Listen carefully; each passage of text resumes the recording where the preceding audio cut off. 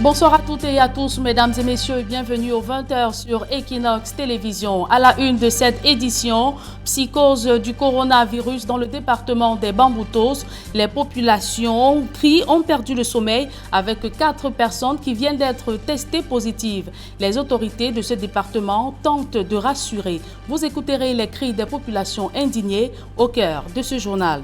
Et l'annulation de la dette des pays africains affectés par le Covid-19 peut-elle sauver les économies sur le continent africain? C'est la proposition que fait Emmanuel Macron pour contenir les conséquences néfastes de cette pandémie sur les économies africaines.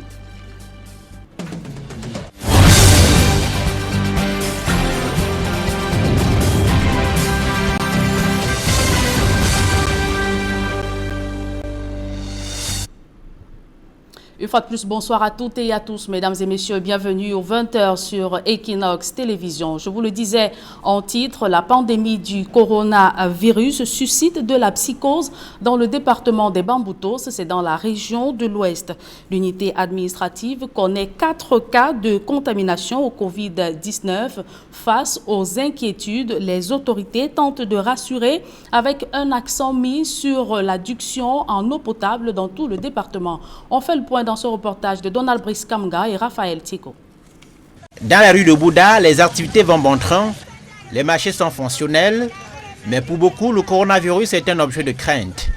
Depuis la détection de 4 cas positifs de Covid-19 dans la ville de Bouddha, la maladie est au centre de toutes les appréhensions. Le préfet appelle au calme et lance un appel aux populations. Nous disons aux parents que vraiment cette période, demandez à vos fils qui veulent venir voir en Belgique de venir attendre que cette pandémie soit maîtrisée et que s'il s'agit de moyens financiers pour vos subsides, ça peut être envoyé par voie électronique pour vous permettre, n'est-ce pas, de subvenir à vos besoins. L'autorité administrative a réuni les maires du département des Bamboutos. Le préfet leur instruit d'être proactifs dans les campagnes de lutte contre la pandémie. Dans la commune de Bacham, par exemple, des difficultés d'accès à l'eau potable rendent difficile l'application des règles d'hygiène. La réponse du maire.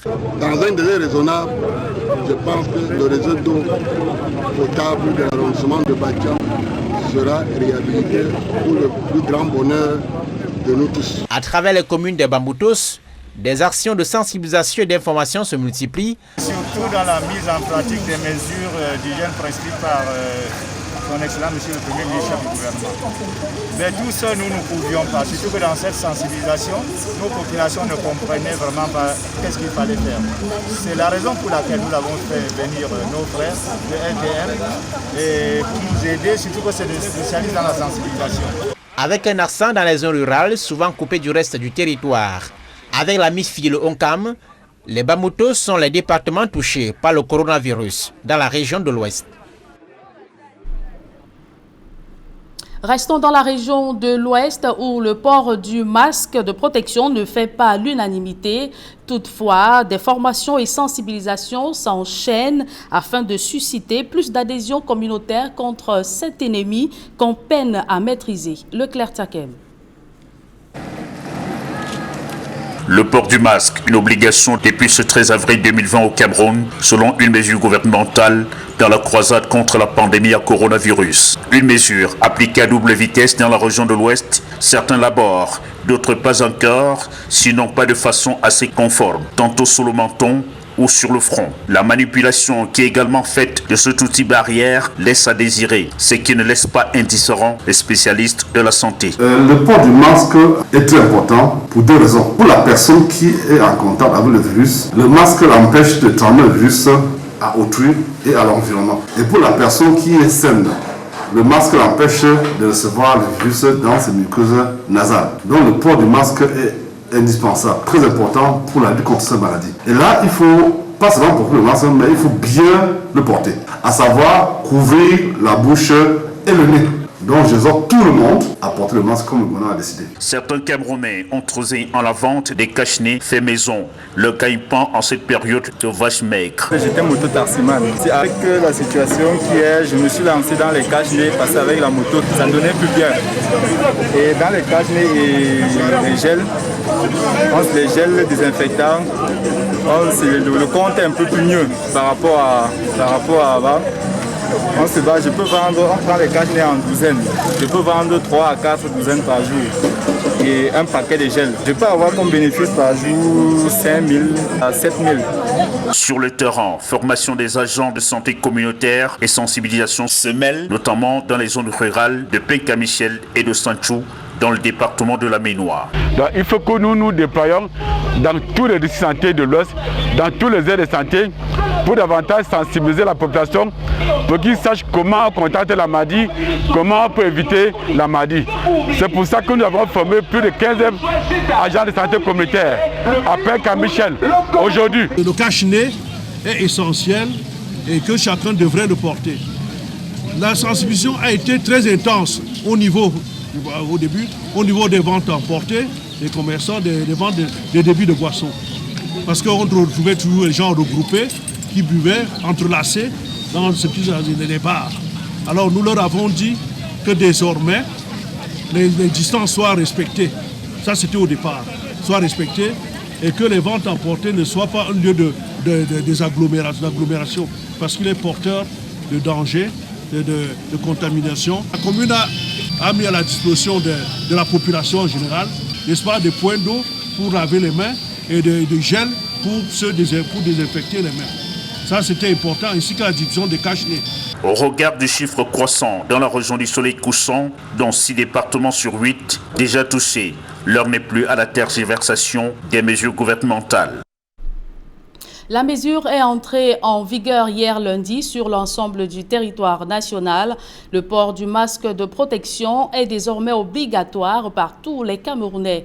Et à Banga, dans le département du Mungo, les autorités locales ont veillé au strict respect de cette mesure gouvernementale. On fait le point avec Jacquino Moulon et Julien Kenyonde.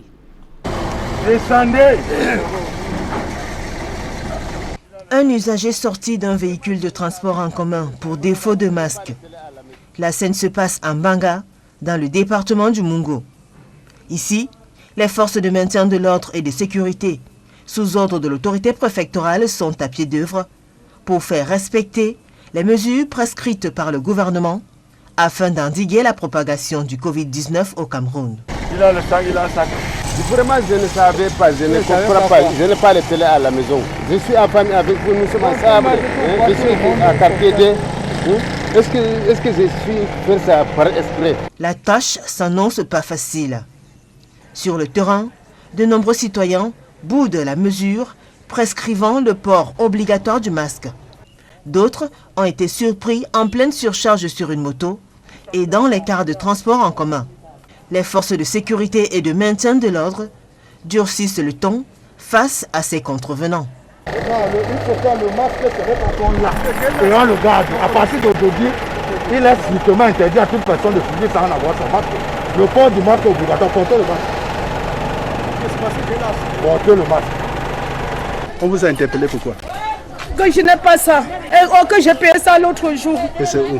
C'est à la maison, je me suis levée au lit avec le palu. J'étais pressée, je n'ai pas pris. Il est bien vrai que nous n'avons pas encore commencé à infliger des amendes, mais nous comptons aller un peu plus loin si cela n'est pas du tout respecté. Mais nous croyons que d'ores et déjà, vous allez constater que pratiquement plus de 60 à 70% des populations adhèrent à ces instructions et font des efforts pour se procurer un masque. Plusieurs personnes seront interpellées, puis relâchées par la suite. Très bien, c'est très bien. On a quoi le gouvernement de faire tout ça? Ça, c'est la meilleure façon de lutter contre la maladie, c'est normal. Et nous, on veut que le ministre continue comme ça, et le gouvernement en général. Oui, c'est bon, mais il faut au moins prendre aussi en considération que les gens n'ont pas l'argent. S'ils pouvaient chercher un moyen pour partager au moins pour les gens qui n'ont pas. La sensibilisation se poursuit sur la nationale numéro 5. Vo Armstrong, sous-préfet de Mbanga, exhorte les populations à se plier au port obligatoire du masque, l'une des nouvelles mesures des pouvoirs publics contre le coronavirus. Même ça, c'est le code doit être agglutiné, et se respecter au moins, et ne prenez un nombre assez limité. Est-ce qu'on est d'accord? Et comment cette mesure a-t-elle été appréciée dans le sud-ouest en crise? Là-bas, plusieurs ne semblent pas avoir pris la pleine mesure des restrictions mises sur pied par le gouvernement. Les autorités annoncent des mesures de répression les tout prochains jours. Gladys Sidier et Derek Diato. De Boya, les populations vont et viennent. Constat fait, plusieurs ne semblent pas avoir pris la pleine mesure des restrictions mises sur pied pour enrayer la propagation du coronavirus.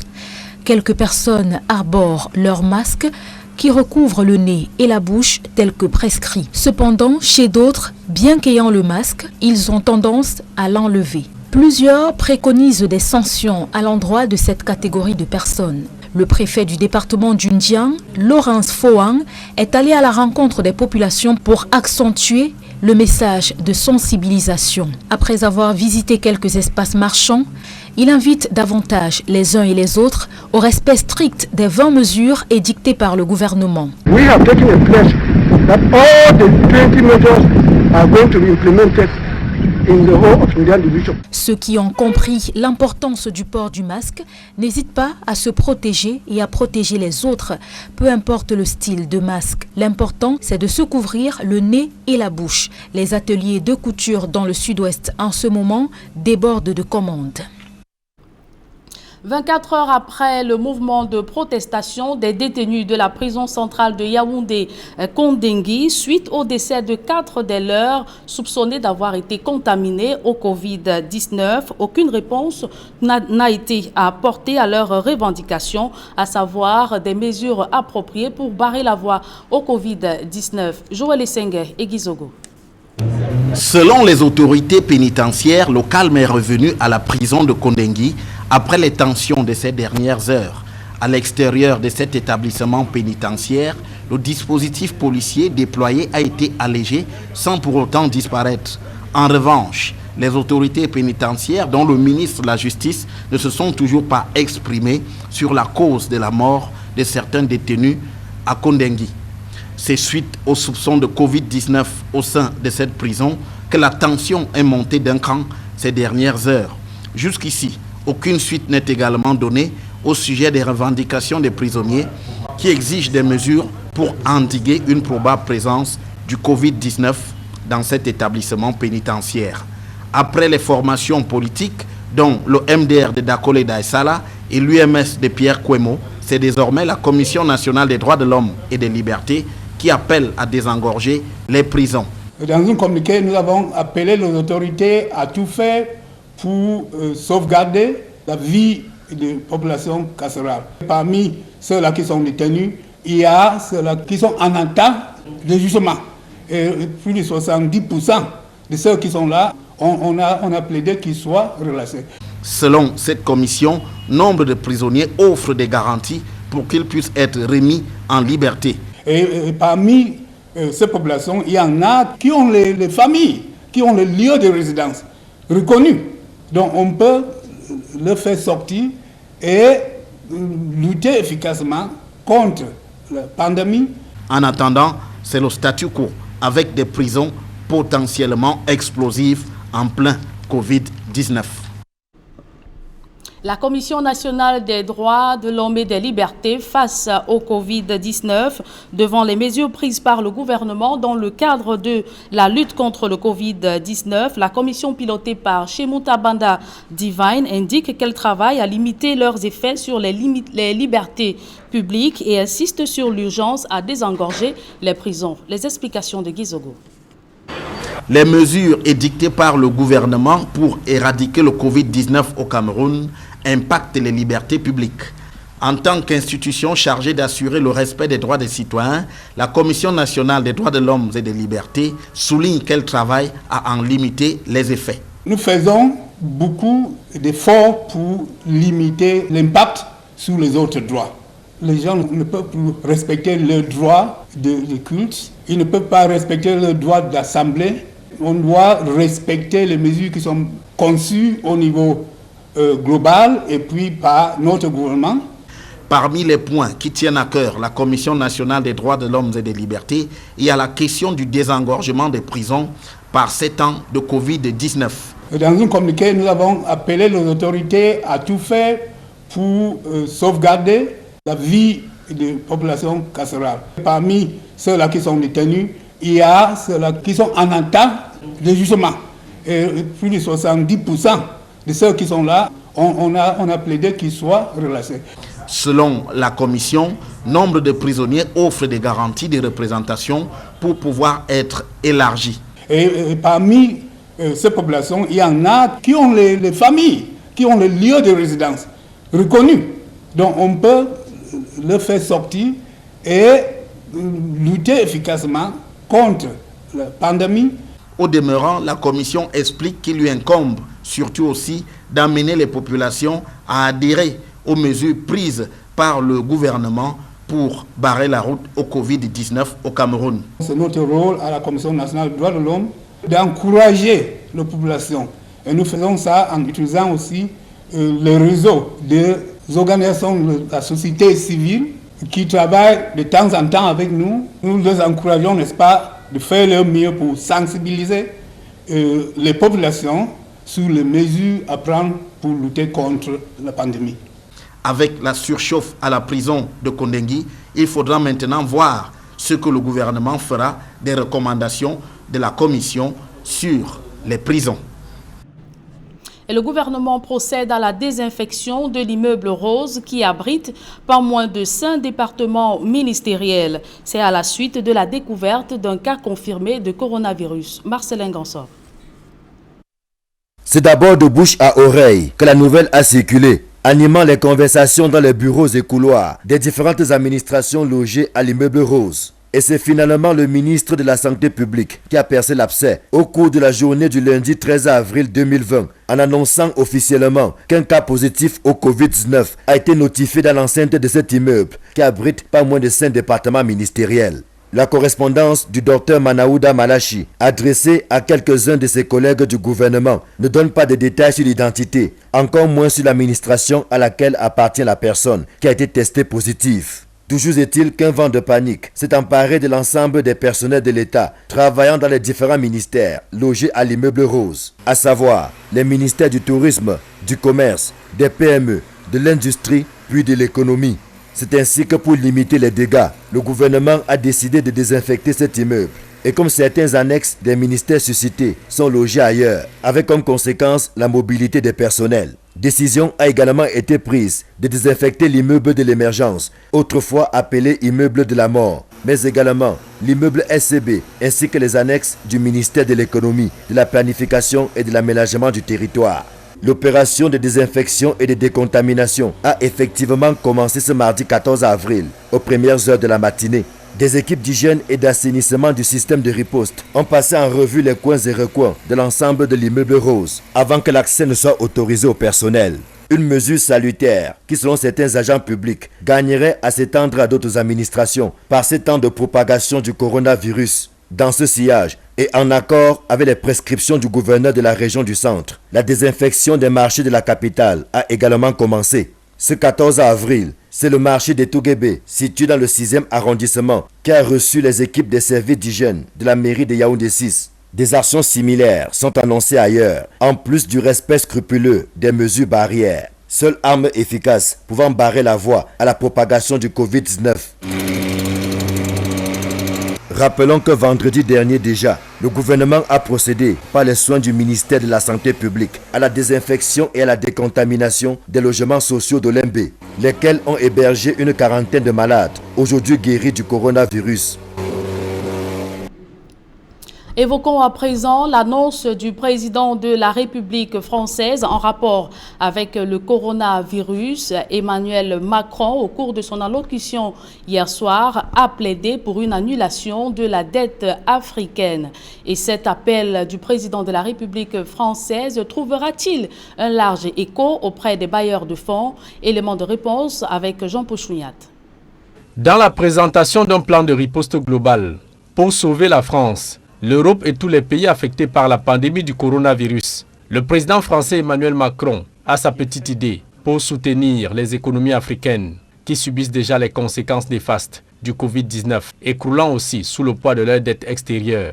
Nous devons aussi savoir aider nos voisins d'Afrique à lutter contre le virus plus efficacement, à les aider aussi sur le plan économique en annulant massivement leurs dettes. Et comble de malheur, les pays africains les plus touchés sont aussi les plus endettés du continent. L'Afrique du Sud, l'Égypte, le Maroc, la Tunisie, la République démocratique du Congo, le Sénégal, le Niger, le Cameroun, la Côte d'Ivoire cumulent un montant de 310 milliards 771 millions de dollars, soit 139 846 000 milliards 950 millions de francs CFA.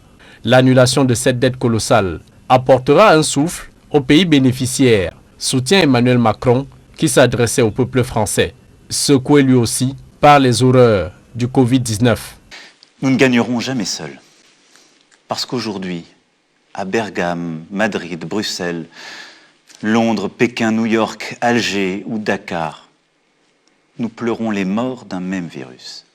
L'appel d'Emmanuel Macron sera-t-il entendu par ses pairs européens, américains et les institutions financières internationales, en l'occurrence la Banque mondiale et le Fonds monétaire international, en ce moment où le Covid-19 continue de se propager en Afrique, avec déjà 14 400 malades et 788 morts recensés à la date du 13 avril 2020. Et face à la crise sanitaire à laquelle font face le Cameroun et le reste du monde, l'industrie des boissons alcoolisées et dérivées du Cameroun, réunie au sein de la CAPA, l'Association des producteurs d'alcool du Cameroun, informe toutes ses parties prenantes qu'elle salue et adopte les mesures de sécurité prises par les autorités gouvernementales pour limiter la propagation du Covid-19 et assurer une gestion optimale de cette crise sans céder à la panique. L'industrie est composée des acteurs majeurs suivants: le groupe Société Anonyme des Brasseries du Cameroun, SABC, Guinness Cameroun, SA, l'Union Camerounaise des Brasseries UCB, la Société de Fabrication des Vins du Cameroun, Sofavin, la Société Camerounaise de Fermentation, Fermentcam. En tant qu'industrie responsable et citoyenne, la santé de nos collaborateurs, de nos clients, de nos consommateurs et de tous nos partenaires en général est notre priorité. Les entreprises de la CAPA sont des partenaires incontournables de l'État dans le cadre du développement du pays, notamment dans plusieurs domaines, et elles entendent poursuivre comme par le passé leur rôle d'acteur du développement. Elles tiennent donc à rassurer tous leurs distributeurs, détaillants, grandes et moyennes surfaces, ainsi que les consommateurs, qu'elles continuent leurs activités de production et de distribution des boissons dans le strict respect des consignes et règles adoptées par l'État du Cameroun pour le bien-être des populations. Et de manière pratique, afin de répondre au mieux à l'urgence économique et dans le respect des règles de prévention prises par les pouvoirs publics, les entreprises de CAPA recommandent à leur clientèle de respecter toutes les mesures prises par les autorités administratives compétentes et de veiller à l'application des gestes barrières et consignes de distance entre les clients. Et un nouveau secrétaire général à l'Assemblée nationale. Un communiqué du bureau de la Chambre basse du Parlement publié ce matin nomme l'ancien délégué Gaston Komba comme secrétaire général de l'institution. Ancien élu du département d'Unkam dans le littoral, Gaston Komba n'a pas été candidat lors des récentes élections législatives de février dernier. Il devient le secrétaire général de l'Assemblée nationale près d'un an après la suspension de Désiré Diofra Mbok par le président de l'Assemblée, Kavayege Dibril. Parlons à présent de toute autre chose, préserver les populations du littoral de la menace des séparatistes venant de la région des régions en crise, faire respecter les mesures de prévention contre le coronavirus, renforcer la lutte contre l'insécurité galopante. Ce sont là les trois missions principales du nouveau commandant de la Légion de gendarmerie du littoral. Le colonel Bikele Pierre-Marie a été installé dans ses fonctions. Innocent Abega, Jean-Paul Chouniat.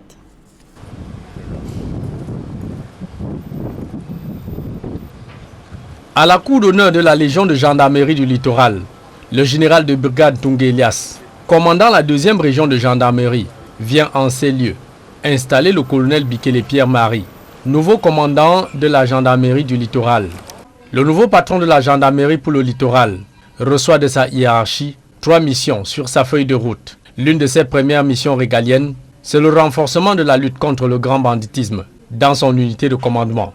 Il est question pour nous de construire un partenariat avec les populations, avec tous les autres acteurs de la société pour lutter contre l'insécurité et la grande criminalité dans la région du littoral et la ville de Douala en particulier.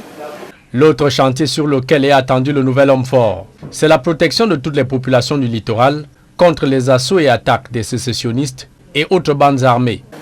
Deuxièmement, pour contenir la menace sécessionniste qui nous vient du sud-ouest par le département du Mungo. Par ces temps où le Covid-19 dicte sa loi sur le terrain de la résistance au respect des mesures visant à barrer la voie au coronavirus, le colonel Bikele Pierre-Marie va devoir remobiliser toutes ses troupes pour réussir son pari contre l'incivisme et le défaut de sens de responsabilité de certains citoyens dans la prévention du coronavirus, en l'occurrence dans une ville de Douala, classée deuxième foyer de propagation de cette pandémie, qui a déjà fait officiellement 788 morts au Cameroun. Le contexte nous y oblige de veiller, n'est-ce pas, à l'application des mesures gouvernementales de riposte contre le coronavirus. Tout cela doit se faire dans un climat de paix, dans un climat de confiance mutuelle et dans un climat de justice.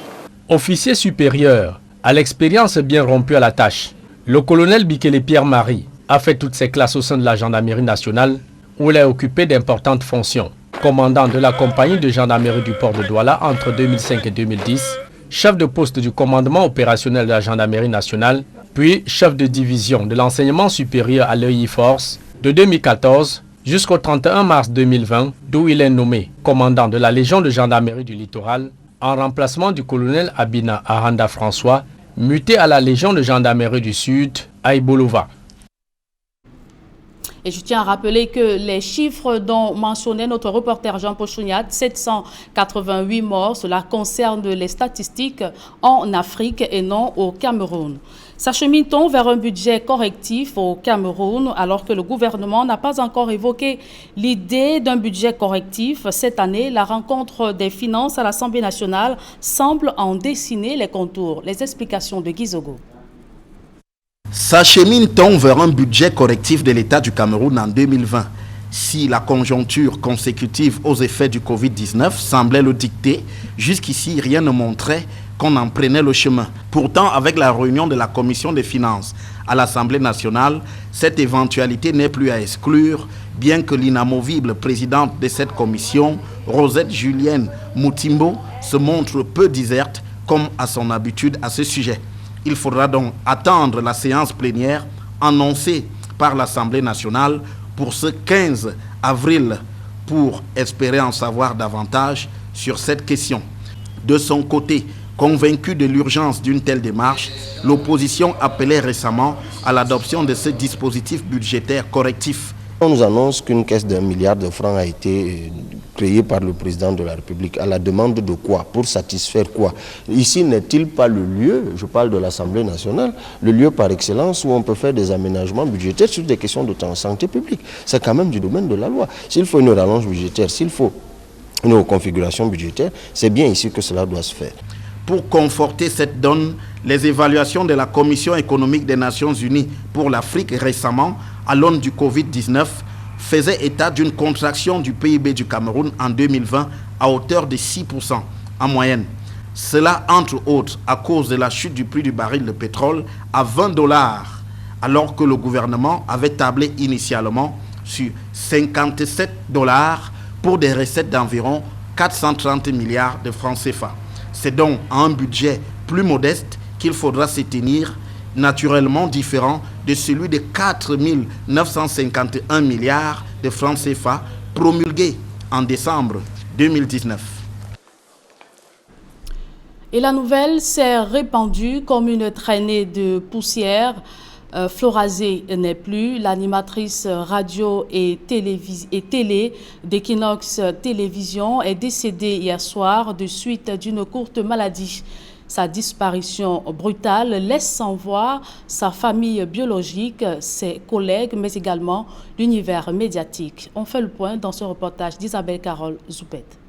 Le point d'eau qui existe là-bas est justement qu'on voit. Cette voix suave de l'animatrice Florazé, de son nom complet, Assougazé Christelle Flore, parents, famille, amis, téléspectateurs et auditeurs garderont à jamais en mémoire celle qui aura marqué à jamais son passage dans plusieurs émissions sur Equinox. Le monde était une société pleine de vie et de talent. La jeune animatrice s'est éteinte le lundi 13 avril 2020 à Douala, de suite de courtes maladies. Dans le studio d'Equinox Radio ce matin, le siège de Florazé, qu'elle occupait pour la présentation de l'émission féminine Vous et nous mesdames, est resté vide. Son casque bien rangé sur la table l'attend désespérément. À travers cris, larmes et témoignages, chacun exprime sa douleur suite à la disparition brutale de celle-là qui aura marqué les esprits. Parce que ce que plusieurs ne savent pas. Je ne voyais pas la mort, toi ma chérie. Je ne voyais pas la mort. Je ne voyais pas la mort. J'ai juste fait un constat. Ton visage avait changé. Si, c'est très dur de parler de Flora. Au pied de l'immeuble siège d'Equinox Radio et Télévision à Douala, les fans de l'animatrice ont assiégé les lieux pour partager cette peine. Franchement, ces émissions me faisaient très rire, ma femme et moi à la maison. Comme actuellement, ma femme à la maison est en train de visionner, je ne sais pas de quoi elle attend là maintenant, elle serait seulement surprise. Mais pour moi, j'ai très mal. Ensemble, avec ses fans, nous nous déployons au domicile de la défunte, au quartier Lokbaba, dans le 3e arrondissement de la ville de Douala, avec l'espoir, pour plusieurs de ses collègues, que cette fatale nouvelle ne soit qu'un canular. Mais hélas, ici, aucun mot n'est assez fort pour décrire la douleur qui se dégage de ce domicile.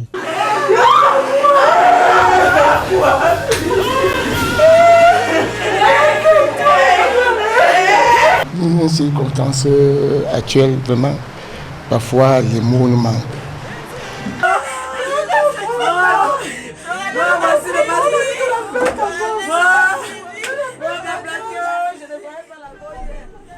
Florazé, de son vrai nom, Assougazé Christelle Flore, quitte définitivement les plateaux et studios d'Equinox Radio et Télévision, alors que son projet dénommé Miss Blackie était annoncé en grande pompe pour le mois de mai. Ce concept visait à valoriser la peau noire et lutter contre la dépigmentation. Et que son âme repose en paix. Flavien Falondongo. Florazé nous a dévancés. Vous l'avez dit, Flavien Falondongo, Florazé nous a dévancés. Elle est allée dans la gloire et comme une traînée de poussière. La nouvelle s'est répandue hier soir sur toute l'étendue du territoire national. Sur la toile, les photos et le sourire de Florazé étaient inondés. Sa disparition brutale laisse sans voix sa famille biologique, ses collègues, mais également l'univers médiatique. Je vous souhaite une soirée, Bert Bissaï, dure de pouvoir faire un commentaire quelconque en ce moment. Je vous souhaite également une très bonne soirée, Flavien Falondongo.